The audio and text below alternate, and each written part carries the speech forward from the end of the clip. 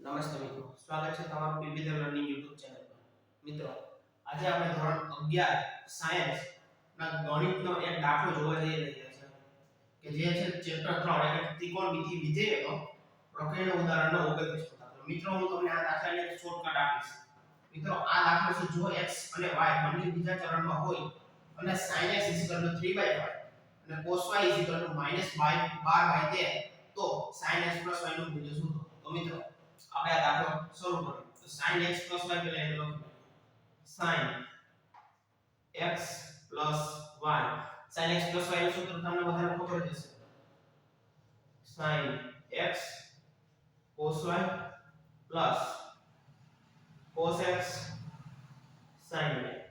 મિત્રો, હવે આપણે આ ગોતવાનું છે. મિત્રો, હવે આપણે આ ચાર મૂલ્યો છે એમાંથી sin x નું મૂલ્ય આપણી પાસે છે, cos y નું મૂલ્ય પાસે. હવે આપણી પાસે કેનું મૂલ્ય નથી, તો cos x અને sin y નું મૂલ્ય નથી આપણે.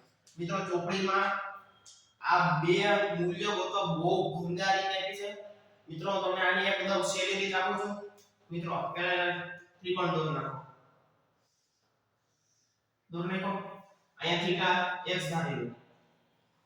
હવે sin x, sin બીજા ચરણમાં છે એટલે sin બીજા ચરણમાં પોઝિટિવ હોય. sin x, sin નું સામેની બાજુ અને છેદમાં પરાણ.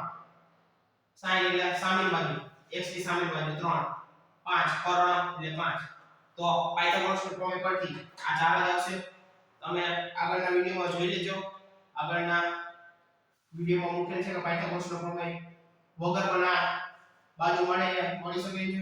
તો મિત્રો, હવે આપણે ગોતવાનું શું છે? cos x. તો અહીંયા cos લગાડો. cos x એટલે પાસેની બાજુનો છેદમાં પરાણ. પાસેની બાજુ શું છે? 4. cos x પાસેની બાજુ શું છે? 4 કર્ણ 5. cos x બીજા ચરણમાં શું હોય? નેગેટિવ.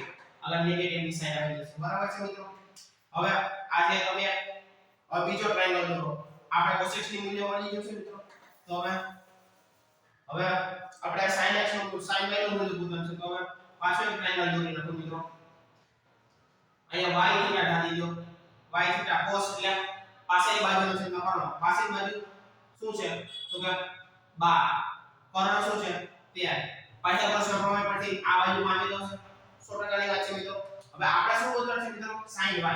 તો હવે sin y sin y sin બીજા ચરણમાં પોઝિટિવ એટલે કઈ પોઝિટિવ નેગેટિવ ની કઈ માથા નથી. બરાબર છે મિત્રો?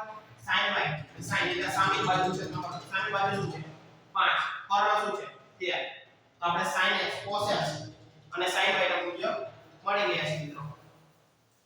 તો હવે આ કિંમતો આ સૂત્રમાં આપણે મૂકી દઈએ.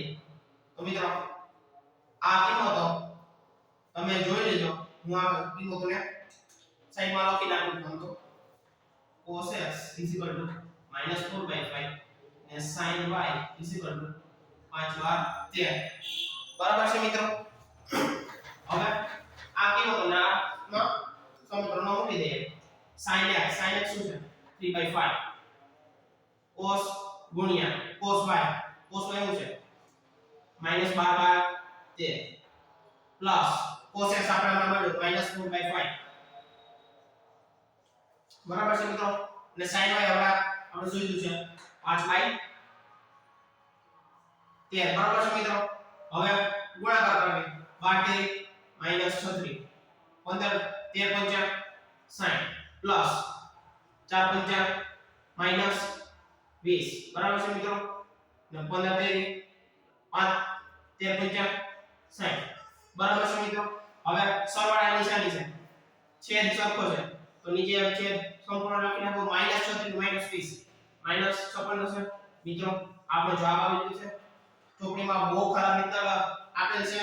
આ બે ઉદાહરણો મેં એકદમ ટૂંકી રીતે તમને સમજાવી દીધું છે અને આશા છે તમને સમજાણો છે. હવે આગળના લેક્ચરમાં આપણે ફરી મળીશું. જય હિન્દ મિત્રો. ઘણા બધા છે.